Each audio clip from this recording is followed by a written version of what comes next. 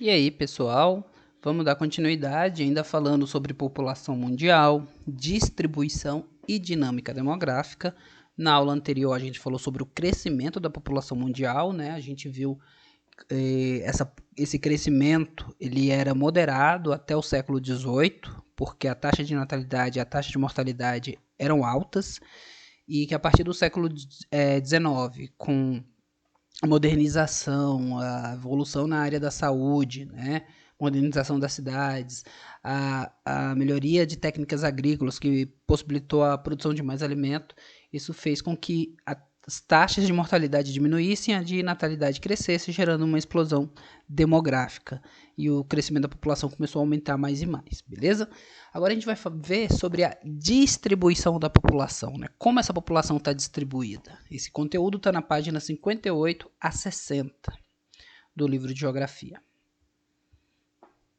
Então, e a gente viu até isso na aula passada, que a população humana ela distribui-se de forma desigual. Na verdade, na aula passada a gente viu que esse crescimento ele é desigual, né? Nos países desenvolvidos o crescimento é menor, às vezes chegando a ser negativo, enquanto que nos países em desenvolvimento e países mais pobres, o crescimento da população é maior. Então, por conta disso, essa maior quantidade da população, ela também vai acontecer nessa distribuição da população. Vamos ter regiões. Esse mapa ele está mais iluminado onde tem uma maior concentração de população. Então, por exemplo, aqui onde tem a Índia, aqui o oeste da China, são regiões muito concentradas. Aqui nesse branco, perceba que é onde tem o deserto do Saara. E a gente vai ver que fatores de ordem natural, né, faz com que algumas regiões tenham menos. Aqui no norte do planeta, né, o norte da Rússia, o norte do Canadá, tem menos também, enquanto que nos Estados Unidos, México e América Latina tem uma população maior. Beleza? Então, essa distribuição ela é desigual nos continentes. A gente vai ver que tem continentes com maior concentração do que outros. Em países, principalmente China e Índia, né, onde tem a maior concentração populacional. Em regiões, por exemplo, no Brasil, a gente tem o norte do Brasil pouco povoado, enquanto que o sudeste é extremamente povoado. E em áreas geográficas, cidades, por exemplo, aqui no Distrito Federal, Ceilândia é onde tem a maior concentração da população, enquanto existem outras cidades que são menos povoadas. E a gente mede essa distribuição por meio da densidade demográfica, que é uma relação entre o número de habitantes e o espaço geográfico que ela habita. Então, vocês já estudaram, vocês até responderam uma atividade dessa que o professor Val me passou, então acredito que vocês já saibam o que é densidade demográfica. E fatores que exercem essa influência no povoamento, ou seja, fatores que fazem com que a população seja concentrada num determinado lugar e num outro determinado lugar sejam espaços mais vazios, são fatores de duas ordens. Os de ordem natural, né, a natureza determina, e ordem histórico-econômico, que a gente vai ver mais para frente. Bom, então pegando aí pelos continentes, a distribuição dentro dos continentes, esses dados são de 2017. A Ásia é o continente mais populoso. Ela tem, lá em 2017 foi contabilizado 4,5 bilhões de habitantes, ou seja, 4 bilhões e meio, o que já representa mais da metade da população mundial, 59,6% da população. Sendo que nesse continente a gente tem aí os dois países mais populosos do mundo, a China, que em 2017 tinha 1,4 bilhão de habitantes, e a Índia, 1,3 bilhão. Só esses dois países, né? Só a China, ela representa aí 60% da população asiática, né? A China e a Índia junta. Então, esses só dois países, e a Ásia tem inúmeros países, dois deles já representam metade da população do continente. E só China e Índia representam aí 36% da população do mundo, tá? Eu coloquei aqui que essa imagem que está aqui é uma imagem que tem no livro de vocês, está na página 58, porque talvez nos slides fica mais difícil de ver, porque nos slides vai ficar menor. Porém, pelo vídeo eu acho que está tranquilo. Pelo menos eu aqui estou conseguindo ver direitinho. mas quem tiver alguma dificuldade tem no livro de geografia também. Então a gente tem aqui a Ásia com 4,5 bilhões de habitantes, a África, que a gente já vai ver que é o segundo mais populoso, com 1,2 bilhões. Na América a gente tem 1 bilhão de habitantes, na Oceania 40 milhões e na Europa 742 milhões. Então essa aqui é a população conforme os continentes. Então, lá na África, né, o segundo continente mais populoso, o primeiro a Ásia, segundo a África, com 1,2 bilhões de habitantes, sendo que representa 16% da população mundial. Agora, os dois menos populosos, né, povoados, é a Antártida, que basicamente aqui só tem alguns cientistas, né, e engenheiros, pessoas que trabalham na área da pesquisa, né, tem base aqui na Antártida, que ocupam, e a Oceania, com 40,7 milhões de habitantes. Esses são os dois continentes menos populosos. Bom, e aqui a gente já começa a falar de densidade demográfica, né? Tem um mapa aqui que representa as densidades demográficas no mundo. Então, as áreas que são muito povoadas ou de elevada densidade demográfica, elas vão ter ali mais de 100 habitantes por quilômetro quadrado. Lembrando que densidade demográfica, vai ter um slide que eu vou estar explicando melhor isso, é o número de habitantes dividido pelo tamanho do território de uma determinada área, seja um país, seja uma cidade, uma região. Então, se eu pegar a população e dividir pelo número de quilômetros quadrados de uma determinada área e der mais de 100 habitantes por quilômetro quadrado, isso quer dizer que é uma área muito povoada, é uma área de elevada densidade demográfica. Uma das cidades que tem a maior densidade demográfica do mundo é a cidade de Dhaka, em Bangladesh. Essa cidade ela tem cerca de 19 mil habitantes por quilômetro quadrado. Ou seja, se a gente fosse pegar a população e colocar ela igualmente em cada pessoa num quilômetro quadrado, caberia em Bangladesh 19 mil pessoas em 1 quilômetro quadrado, se fosse dividir certinho a terra pelo número de habitantes. 19 mil pessoas para 1 quilômetro quadrado. Isso é muita gente. No livro de vocês, lá na página 59, tem uma foto dessa cidade que tem uma rua abarrotada de pessoas, inclusive é impossível até a pessoa transitar ali de carro, porque ocupa todos os espaços. Recomendo vocês darem uma olhada. Bom, áreas com média densidade demográfica vão ter de 50 a 100 habitantes por quilômetro quadrado. As com baixa densidade demográfica, elas têm menos de 50 habitantes por quilômetro quadrado e vão acontecer de ter áreas com menos de 1 habitante por quilômetro quadrado. Ou seja, áreas que têm tão pouca gente que basicamente daria, se fosse dividir a terra igualmente para toda a população, daria uma pessoa ficaria com 4 km quadrados, né? Então uma pessoa para cada 4 km quadrados. Isso seria uma densidade demográfica com menos de um habitante por quilômetro quadrado. E aqui então, para eu obter a densidade demográfica de determinada região, a gente vai dividir o total da população por sua área territorial. Por exemplo, se eu tenho 100 mil habitantes numa determinada região, numa área de 25 mil quilômetros quadrados, eu vou pegar 100 mil, vou dividir por 25, 100 mil dividido por 25, vai dar uma densidade demográfica de 4 habitantes por quilômetro quadrado. Ou seja, vai ser considerada uma baixa densidade demográfica, porque ela está abaixo de 50 habitantes por quilômetro quadrado. Beleza? Não tem segredo, gente. É uma matemática muito simples. Pega o número de habitantes, divide pela área em quilômetros quadrados, e a gente vai ter a densidade demográfica. E aí a gente vai estipular se ela é baixa, se ela é média, se ela é alta, né, se ela é elevada, pelos esses números aqui. Tem mais de 100 habitantes por quilômetro quadrado, ela é elevada. Se ela tem entre 50 a 100 habitantes por quilômetro quadrado, ela é média. Se ela tem menos de 50, ela é baixa. E pode existir aquelas com menos de 1 habitante por quilômetro quadrado. E aí eu peguei aqui algumas cidades conhecidas, né, do nosso país e conhecidas da gente. São Paulo, que tem uma população em torno dos 12 milhões e 300 mil habitantes. Aqui São Paulo, a cidade, tá? Não é São Paulo o estado. São Paulo, o município. Então, lá tem 12 milhões e 300 mil habitantes, numa área de 1.521 km², o que dá aí 8.086 habitantes por quilômetro quadrado. Ou seja, se eu for pegar as terras de São Paulo e dividir para cada habitante igualmente, em 1 km² teria 8.086 habitantes. Então, em São Paulo, a densidade demográfica é considerada elevada. Nossa Ceilândia tem cerca de 398.374 habitantes. Isso são dados de 2010, tá, pessoal? Quando foi feito o último censo, né? O censo é feito de 10 em 10 anos, mas esse ano está tendo pandemia.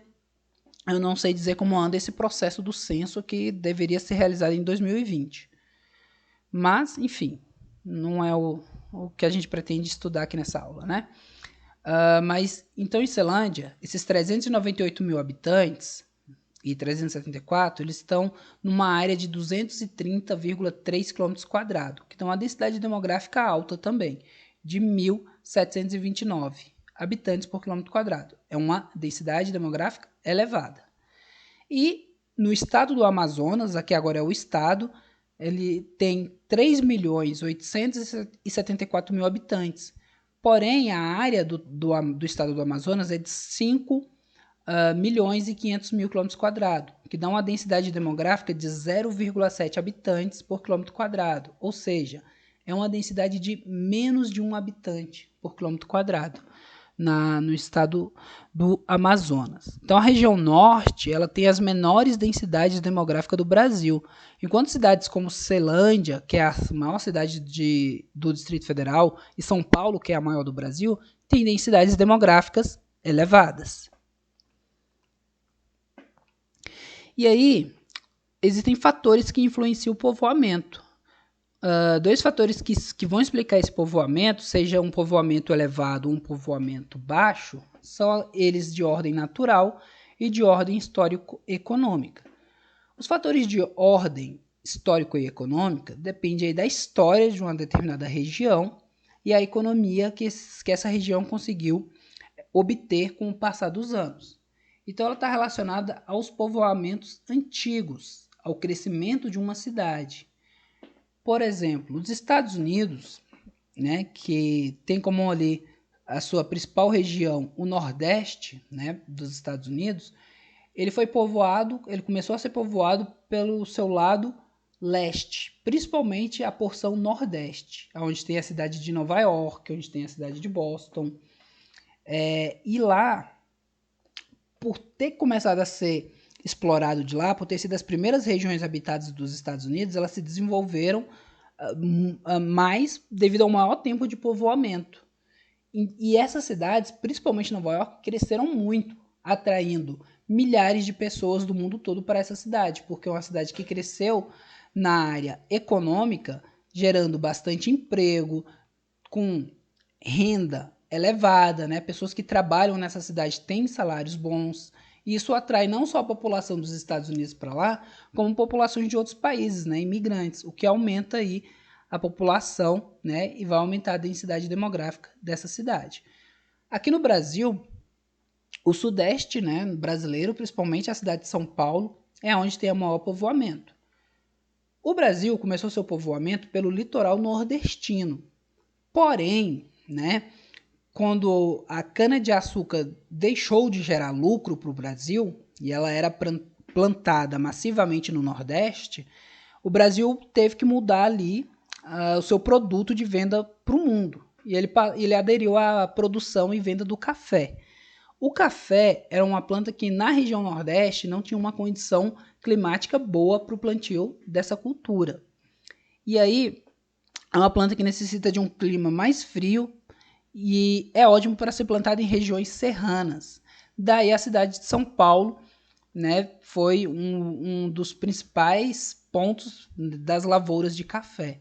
Então, o café atraiu milhares de pessoas para a cidade de São Paulo e fez com que os governos e os fazendeiros ricos, né, donos dos cafezais, criassem toda uma infraestrutura para ele produzir o seu café e para ele poder pegar o seu café, transportar até um porto, colocar dentro de um navio e vender para a Europa.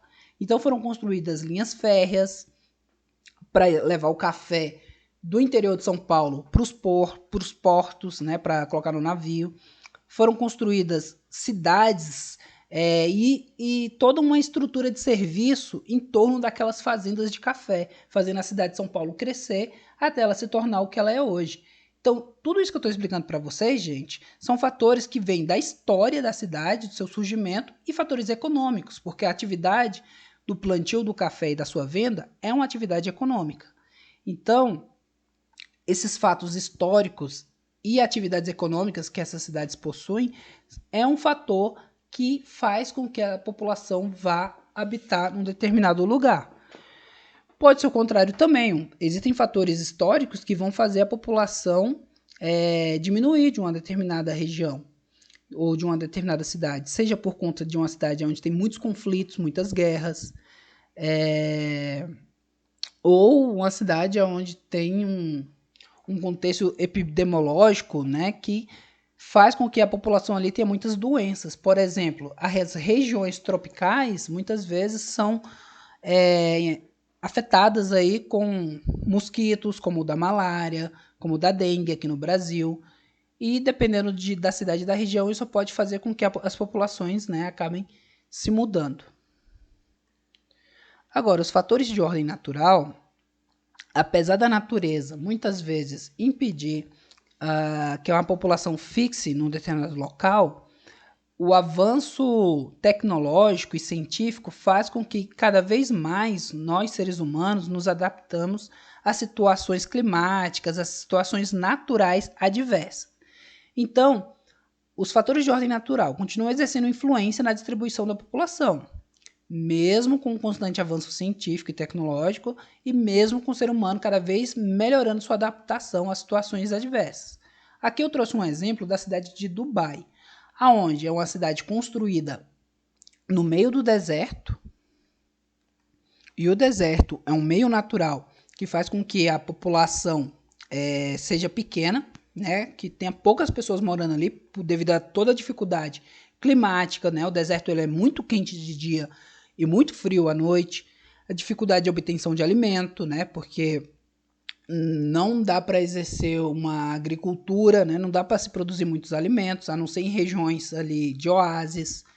Então o deserto é uma área muito severa, muito adversa, né, para a sobrevivência humana.